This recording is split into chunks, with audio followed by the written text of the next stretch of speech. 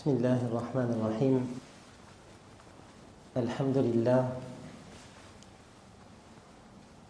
لله نحمده ونستعينه ونستغفره ونعوذ بالله من شرور أنفسنا ومن سيئات أعمالنا. الحمد لله منشئ الخلق من عدم ثم الصلاة على المختار في القدم. الحمد لله حمدا موافيا لنعمه مكافيا لمزيده، والصلاة والسلام على سيدنا محمد وعلى آله وأصحابه أجمعين. اللهم صل على سيدنا محمد وعلى آل محمد كما صليت على إبراهيم وعلى آل إبراهيم إنك حميد مجيد. اللهم بارك على محمد وعلى آل محمد كما باركت على إبراهيم وعلى آل إبراهيم إنك حميد مجيد. اللهم صل على سيدنا محمد وعلى آل محمد وأنزله المقعد المقرب عندك يوم القيامة. اللهم صل على سيدنا محمد وعلى آل محمد وأزواجه أمهات المؤمنين وذريته وأهل بيته كما صليت على آل إبراهيم إنك حميد مجيد. اللهم صل على سيدنا محمد عبدك ورسولك، وصل على المؤمنين والمؤمنات والمسلمين والمسلمات. اللهم صل على سيدنا محمد النبي الأمي وعلى آله وسلم تسليما. جزا الله عنا سيدنا محمدا صلى الله عليه وسلم بما هو أهله، وصلى الله عليه الكريم. ما بعد. أعوذ بالله من الشيطان الرجيم. بسم الله الرحمن الرحيم. قد أفلح من زكاها وقد خاب من دساها. صدق الله العظيم. وقال النبي صلى الله عليه وسلم إنما الأعمال بالنيات، أو كما قال عليه الصلاة والسلام. أما بعد. L'islah, la réformation spirituelle, la purification de l'âme est avant tout une histoire d'amour entre Allah subhanahu wa ta'ala, le créateur, et son serviteur. C'est pourquoi, pour illustrer l'importance de cette réforme spirituelle, on va essayer de comprendre cela à travers un exemple. Un exemple qui touche à l'amour entre les créatures, pour comprendre l'amour qu'on devrait avoir pour notre créateur. وَالَّذِينَ آمَنُوا أَشَدُّ حُبًّا لِلَّهِ. Allah tabaraka wa ta'ala dit dans le Saint-Coran al-Karim que les croyants ont un amour prononcé pour Allah subhanahu wa ta'ala. Imaginez des nouveaux mariés qui vont se rencontrer pour la première fois. Le nikah est terminé, l'homme et la femme vont se rencontrer pour la première fois. C'est un moment important, un moment crucial, un moment stressant, et on essaie de se préparer au mieux, en apparence, intérieurement, moralement. Et imaginez que l'un de ces mariés, l'homme ou la femme, se présente avec une attitude désintéressée, avec une apparence délabrée, avec des odeurs nauséabondes lors du premier soir. Il n'y a probablement eu dans l'histoire, il n'y a jamais eu probablement dans l'histoire un récit de telle sorte. Et ce qu'il faut comprendre à travers cet exemple, c'est qu'il y a une réalité qui est la suivante, que si nous allons nous présenter devant Allah subhanahu wa ta'ala pour la première fois,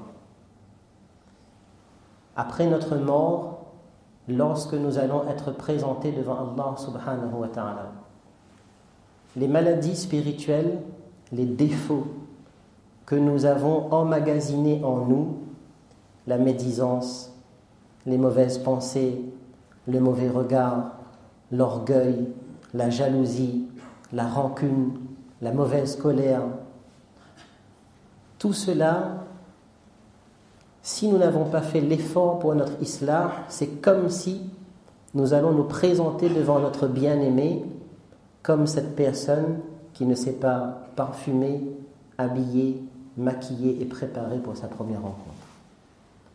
Allah subhanahu wa ta'ala, dans le Saint-Coran, à travers les versets de la Surah Wash-Shams notamment, et dans plusieurs autres versets du Saint-Coran al-Karim, il nous fait comprendre qu'il souhaite, qu'il aime, qu'il désire et qu'il attend de son serviteur qu'on fasse notre tazkiyatun nafs. Wash-shamsi wa duhaha wal qamari idha. Les commentateurs du Coran Karim expliquent que c'est probablement le seul endroit du Saint-Coran Karim où Allah subhanahu wa ta'ala cite de manière consécutive autant de serments, autant de qasam.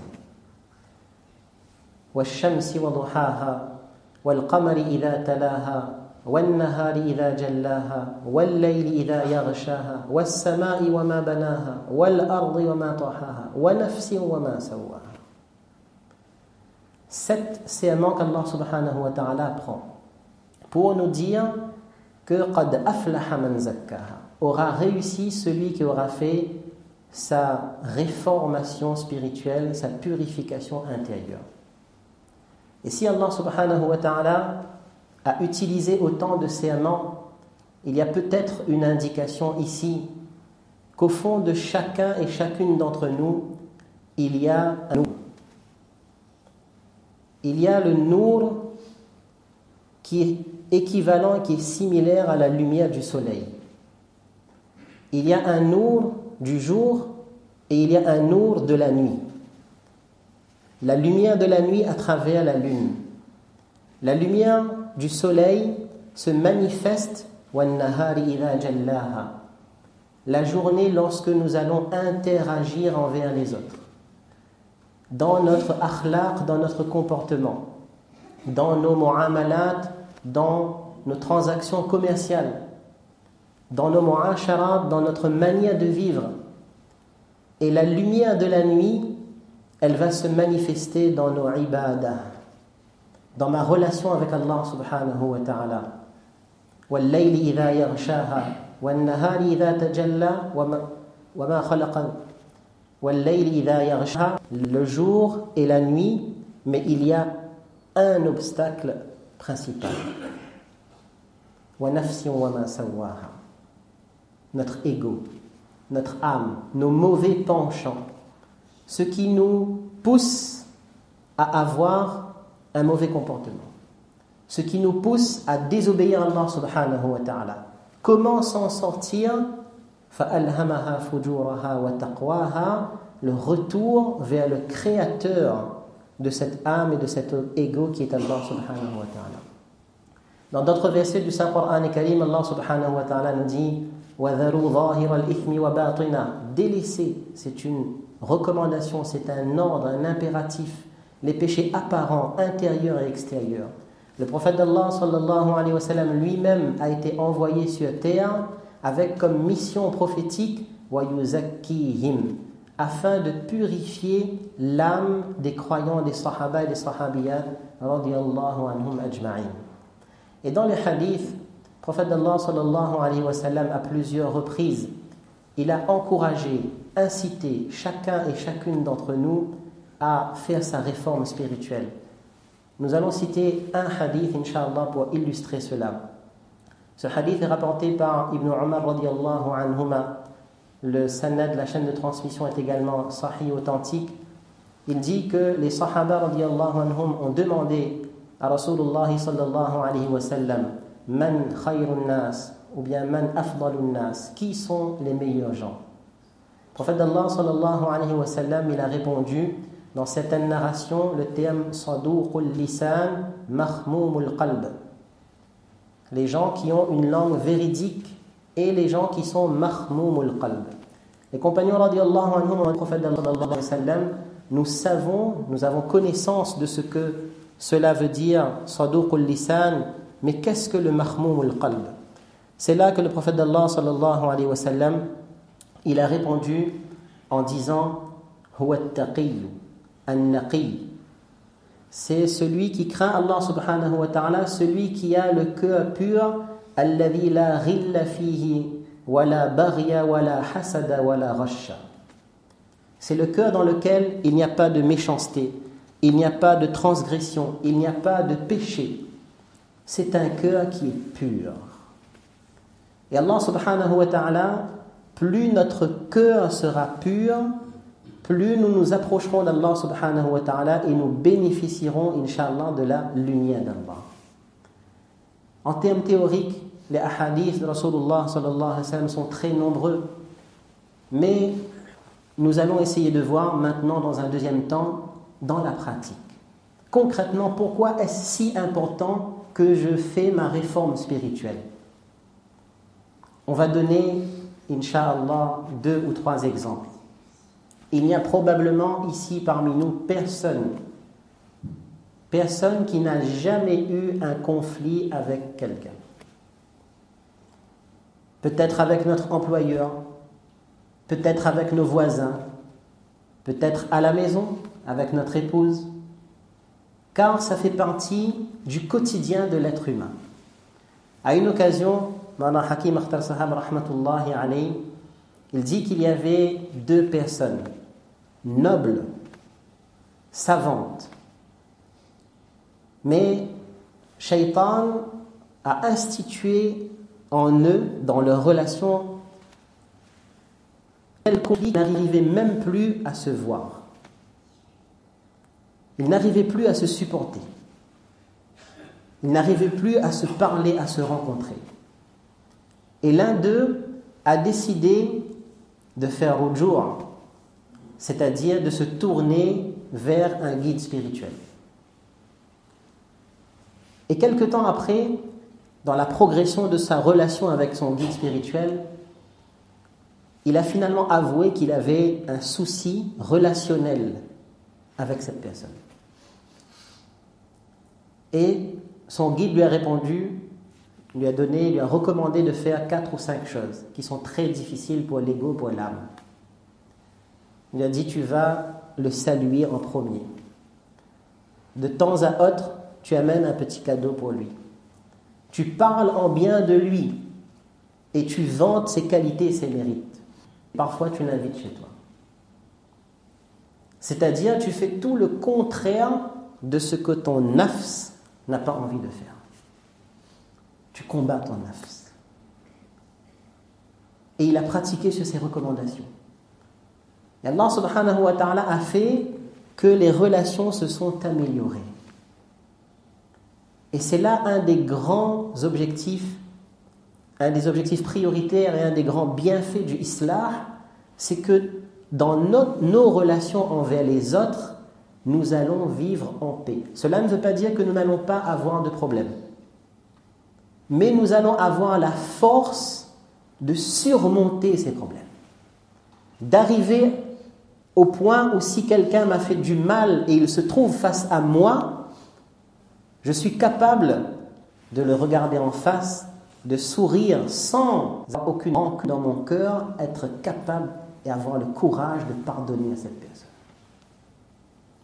Dans nos relations avec les autres, plus particulièrement lorsqu'il s'agit du financier, lorsqu'il y a un gain, Mufti Muhammad Shafi rahmatullahi alayhi, son fils Mufti Taqi Damat Barakatuhum, il dit que j'ai vu une des qualités notoires chez mon père, c'est qu'il pratiquait souvent sur ce hadith où le prophète d'Allah sallallahu alayhi wa sallam donne la garantie pour une personne d'un palais dans le paradis, liman taraka al-mira'a wa in kana muhiqqan, celui qui dispute, celui qui délaisse les disputes, il délaisse les conflits même s'il est en droit. Il a cité 2 exemples, l'un par rapport à une propriété personnelle, individuelle, où Mufti Shafi rahmatullahi alayhi avait acheté une maison et les plans du cadastre prouvaient clairement que cela lui appartenait. Mais quelqu'un est venu lui dire et clamer que non, il y a une partie de cette terre qui m'appartient. Mufti Shafi rahmatullahi alayhi était dans son droit, il était dans son haqq. Mais pour délaisser la dispute, il a dit d'accord, c'est à toi. Alors ces personnes ont dit, mais si tu veux, nous sommes prêts à te vendre cette partie de la terre. Il a dit d'accord, je vais acheter avec vous. Qui est capable d'agir ainsi si ce n'est quelqu'un dont le cœur est attaché avec Allah? Qui est capable d'agir ainsi si ce n'est quelqu'un qui a atteint un degré de islah, de réformation spirituelle tellement élevé qu'il a une conviction tellement importante qu'il est capable de délaisser son droit?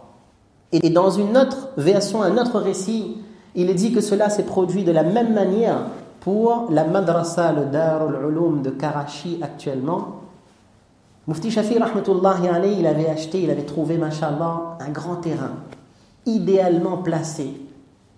Il avait construit une petite chambre, ils avaient mis les lignes téléphoniques et pour l'inauguration, du moins pour l'appel de dons, ils ont fait une jalsa. Et lors du jalsa, certaines personnes arrivent et ils disent que cette terre nous appartient. Et ils amènent avec eux certaines personnalités qui sont chères à Mufti Shafi rahmatullahi alayhi. Il essaie d'apaiser la situation, mais ça ne fonctionne pas.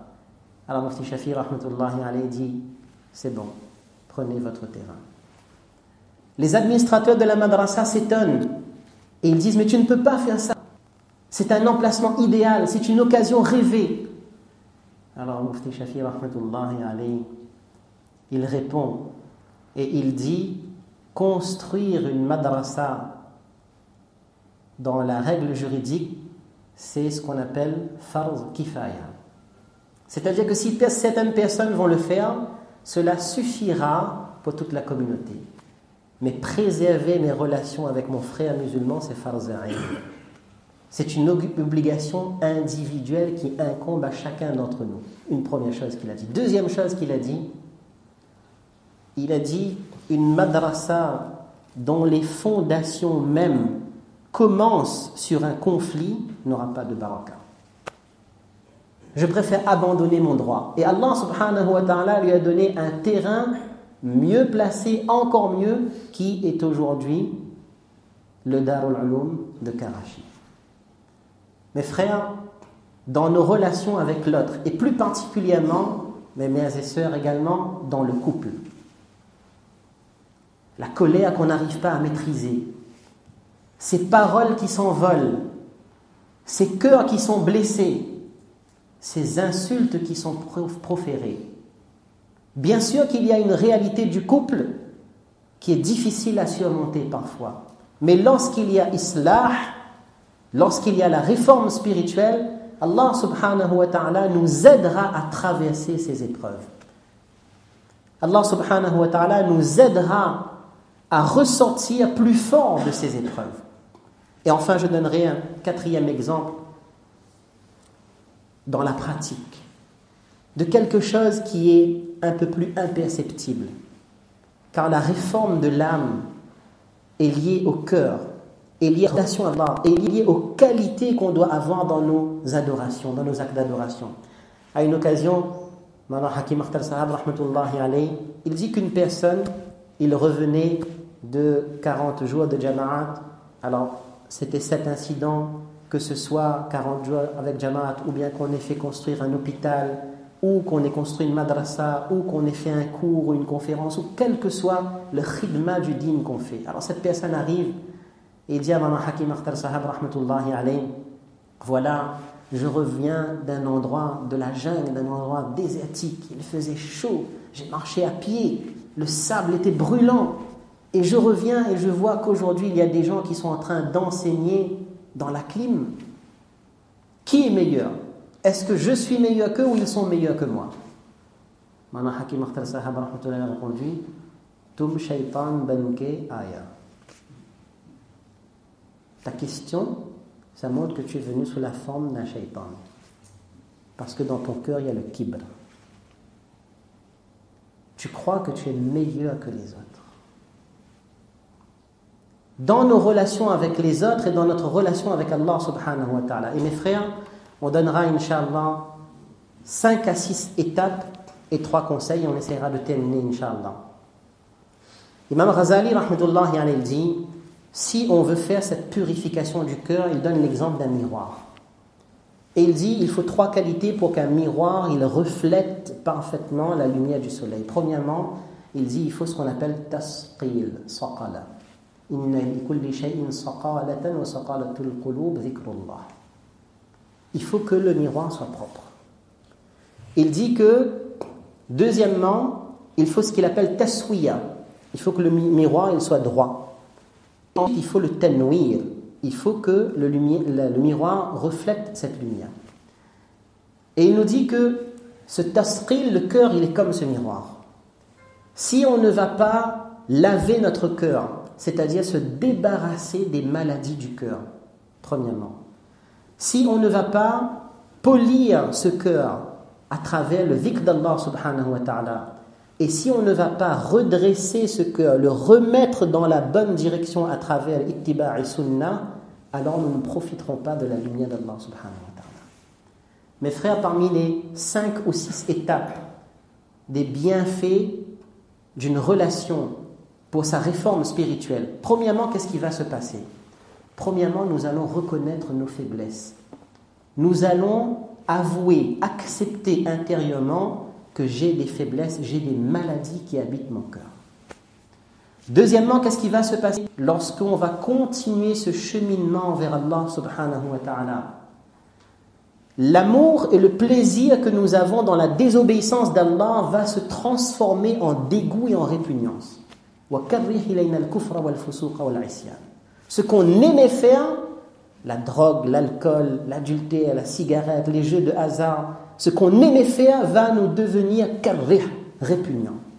Troisièmement, Allah subhanahu wa ta'ala va faire que lorsque quelqu'un continue dans son itinéraire vers Allah subhanahu wa ta'ala, il va augmenter sa pratique. Lorsqu'il augmente sa pratique, quatrième étape, Allah tabarak wa ta'ala va commencer à mettre les sifat, ikhlas, la sincérité. Maman Ilyas, rahmatullahi alayhi, dit, j'ai appris la sincérité auprès des mashayikh. Lorsqu'Allah subhanahu wa ta'ala va mettre cette sincérité, le 5e degré, on va avoir ce qu'on appelle la haqiqa, la réalité de l'action. Il y a la forme de l'action et il y a l'âme de l'action. Mawlana Abdul Hamid Saab Damat Barakatuhum, notre ustad et cheikh, hafizahullah ta'ala wa ra'aha, nous dit, lorsqu'il n'y a pas de islah, le cœur n'est pas connecté avec Allah subhanahu wa ta'ala, même si on reste des heures à côté du Rawda et Mubarak de Rasulullah sallallahu alayhi wa sallam, alors nous n'allons pas profiter. Nous avons l'apparence de l'action, qu'on fasse la salat, qu'on fasse la udhiya, le qurbani, qu'on fasse construire un orphelinat, ou quelle que soit l'action, nous n'avons pas cette réalité. Et lorsque la haqiqa commence à arriver, c'est là qu'un serviteur va commencer à recevoir les tajalliyat et les anwarat de la part d'Allah subhanahu wa ta'ala. Allah ta'ala va illuminer son cœur. Allah va illuminer ses yeux. Dans l'Abdul Hamid Dan Barakatuhum, il dit que le islah, c'est quoi? C'est d'ouvrir les yeux du cœur. Et enfin, nous terminerons par 3 conseils.